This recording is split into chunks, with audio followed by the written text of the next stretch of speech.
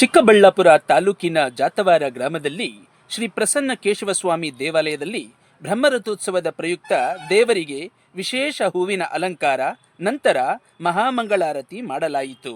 ಭಕ್ತಾದಿಗಳು ದೇವರ ದರ್ಶನ ಪಡೆದುಕೊಂಡರು. ಮಧ್ಯಾಹ್ನ 12 ಗಂಟೆಗೆ ಶ್ರೀ ಪ್ರಸನ್ನ ಕೇಶವ ಸ್ವಾಮಿಯ 104ನೇ ಬ್ರಹ್ಮರಥೋತ್ಸವ ವಿಜೃಂಭಣೆಯಿಂದ ನಡೆಯಿತು. ಬ್ರಹ್ಮರಥೋತ್ಸವಕ್ಕೆ ಜಾತವಾರ ಸುತ್ತಮುತ್ತಲಿನ ಗ್ರಾಮಸ್ಥರು ಬಂದು ದೇವರ ದರ್ಶನ ಪಡೆದು ಪುನೀತರಾದರು.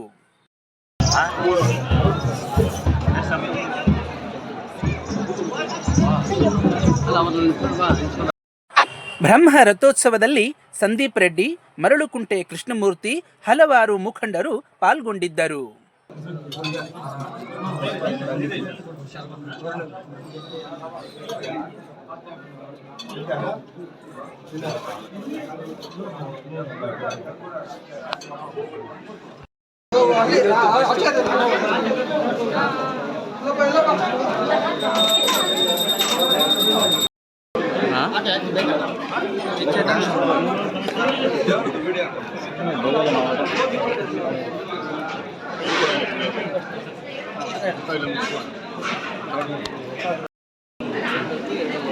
ಸರ್, ನಾನು ಸ್ವಂತಕ್ಕೆ ಬೇಡ್ಕೊಳ್ಳೋದಂತ ಗೊತ್ತಿದ್ದೀನಿ.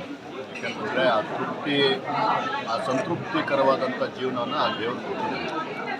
ಎಲ್ಲರಿಗೂ ಒಳ್ಳೆಯದಾಗಲಿ. ಮೊದಲು ಜಾತವಾರ ಗ್ರಾಮದ ಎಲ್ಲ ಗ್ರಾಮಸ್ಥರಿಗೂ ಒಳ್ಳೆಯದಾಗಲಿ, ಅದ್ರ ಜೊತೆಗೆ ಚಿಕ್ಕಬಳ್ಳಾಪುರ ಜನತೆಗೆ ಎಲ್ಲರಿಗೂ ಮತ್ತೆ ಒಳ್ಳೆಯದಾಗಲಿ ಅಂತ ನಾನು ಹೇಳ್ತೀನಿ. ಈ ದಿನ ಏನು ಜಾತವಾರ ಗ್ರಾಮದಲ್ಲಿ ಪ್ರಸನ್ನ ಕೇಶವ ಸ್ವಾಮಿಯ 104ನೇ ಬ್ರಹ್ಮರಥೋತ್ಸವ ನಡೀತಾ ಇರೋದು. ಇದಕ್ಕೂ ಇತಿಹಾಸ ಪ್ರಸಿದ್ಧವಾದಂತಹ ಈ ಒಂದು ಕಾರ್ಯಕ್ರಮನ ಇಡೀ ನಮ್ಮ ಗ್ರಾಮಸ್ಥರು ಜೊತೆಗೆ ಇಡೀ ಸುತ್ತಲಿನ ಗ್ರಾಮಸ್ಥರು ಚಿಕ್ಕಬಳ್ಳಾಪುರದವರು ಎಲ್ಲ ಸೇರಿ ಇಷ್ಟೊಂದು ವಿಜೃಂಭಣೆಯಿಂದ ಭಕ್ತಿಪೂರ್ವಕವಾಗಿ ಮಾಡ್ತಾ ಇರೋದು. ನನ್ನ ದೇಶದ ಸಂಸ್ಕೃತಿ ಇನ್ನೂ ಎಷ್ಟೋ ಶತಮಾನಗಳು ನಿಲ್ಲುತ್ತೆ. ಇದಕ್ಕೆ ಯಾವತ್ತೂ ಈ ನನ್ನ ದೇಶದ ಸಂಸ್ಕೃತಿ ಅಳಿದು ಹೋಗಲ್ಲ ಅಂತ ಹೇಳೋದಕ್ಕೆ ಇವತ್ತು ಇದೊಂದು ಸಾಕ್ಷಿ.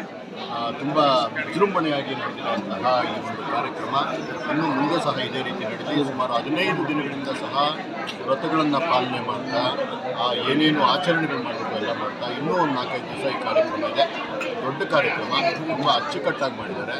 ಎಲ್ಲರೂ ಪ್ರೀತಿಪೂರ್ವಕವಾಗಿ ಅನ್ಯೋನ್ಯವಾಗಿ ಕಾರ್ಯಕ್ರಮ ಮಾಡ್ತಿದ್ದಾರೆ.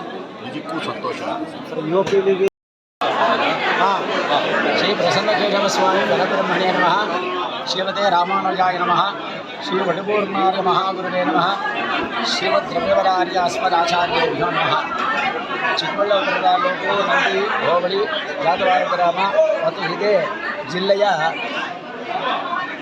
ಅರ್ವಾಚೀನವಾದ ಬಹಳ ಪ್ರಾಚೀನವಾಗಿರತಕ್ಕಂತಹ ವೈಶಿಷ್ಟ್ಯವುಳ್ಳ ತಿರುನಾರಾಯಣಪುರ ಮೇಲ್ಕೋಟೆ ಅಂತ ಪ್ರಸಿದ್ಧವಾಗಿರತಕ್ಕಂತಹ ದಿವ್ಯ ದೇಶಕ್ಕೆ ಈ ಒಂದು ಜಾತವಾರ ಗ್ರಾಮ ಸಂಬಂಧಪಟ್ಟಿರತಕ್ಕಂತಹ ಒಂದು ಪುಣ್ಯತೀರ್ಥ ಕ್ಷೇತ್ರ. ಈ ಒಂದು ಆಲಯವು ಬಹಳ ಪ್ರಾಚೀನವಾಗಿರತಕ್ಕಂತಹ ಆಲಯ.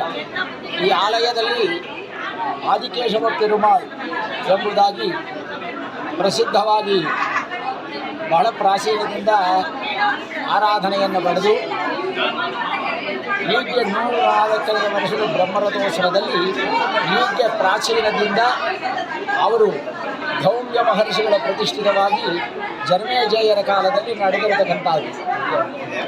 ಆವಾಗ ಬಹಳ ಹಳೆಯ ದೇವಾಲಯವಾದ್ದರಿಂದ ಆಲಯ ಜೀರ್ಣವಾಗಿತ್ತಾದ್ದರಿಂದ ನಮ್ಮ ರಮೇವರಾಚಾರ್ಯ ಸ್ವಾಮಿಗಳು ಜೋಡಿದಾರರವರು ಈ ಆಲಯವನ್ನು ಪುನರ್ಜೀರ್ಣೋದ್ಧಾರ ಮಾಡಿ 104 ವರ್ಷಕ್ಕೆ ಮೇಲ್ಪಟ್ಟು ಆಗಿದೆ.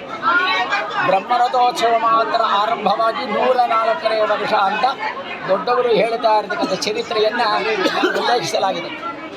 ಈ ಒಂದು 104ನೇ ಬ್ರಹ್ಮರಥೋತ್ಸವ ಕ್ರೋಧಿನಾಮ ಸಂವತ್ಸರದಲ್ಲಿ ಬಹಳ ವಿಶೇಷವಾಗಿ ವಿಜೃಂಭಿತವಾಗಿ ಎಲ್ಲ ಭಕ್ತರುಗಳ ಮತ್ತು ಗಣ್ಯರ ಎಲ್ಲ ಭಾಗವತಾಚಾರ್ಯರುಗಳ ಗ್ರಾಮಸ್ಥರ ಮತ್ತು ಹಿತೋಪ್ಯತಿಶಯವಾಗಿರತಕ್ಕಂತಹ ಜ್ಞಾತ ಅಜ್ಞಾತ ಭಕ್ತರುಗಳ ಸಹಾಯದಿಂದ ಈ ಒಂದು ಬ್ರಹ್ಮರಥೋತ್ಸವವು ನಿರ್ವಿಘ್ನವಾಗಿ ನಿರಾಟಂಕವಾಗಿ ಆನಂದದಾಯಕವಾಗಿ ಸುಸಂಪನ್ನವಾಗಿ ನಡೆದು ಈ ದಿನ ಎಲ್ಲರೂ ಕೂಡ ತಿರುಪಕ್ಷದಲ್ಲಿಯೂ ಕೂಡ ಅಲ್ಲಿಯೂ ಕೂಡ ವಿಶೇಷವಾಗಿರತಕ್ಕಂತಹ ಅನ್ನ ಸಂತರ್ಪಣೆ, ಇಲ್ಲಿಯೂ ಕೂಡ ಭಾಗವತಾಚಾರ್ಯರ ತದೀಯಾರಾಧನೆ ಅನ್ನ ಸಂತರ್ಪಣೆ ಅಂತ ನಡೆದು ಯಾವಾಗಲೂ ಕೂಡ ಅನ್ನಪಾವನ ಕ್ಷೇತ್ರವಾಗಿದ್ದು ಇಲ್ಲಿಯೂ ಕೂಡ ತೀರ್ಥಕ್ಷೇತ್ರವಾಗಿರತಕ್ಕಂತಹ ಸಾಲಿಗ್ರಾಮ ಮಿಥುನ ಸಾಲಿಗ್ರಾಮ ಅಂತ ದಿವ್ಯ ದೇಶಕ್ಕೆ ಸಂಬಂಧಪಟ್ಟಿರತಕ್ಕಂತಹ ಈ ಒಂದು ದಿವ್ಯ ಕ್ಷೇತ್ರ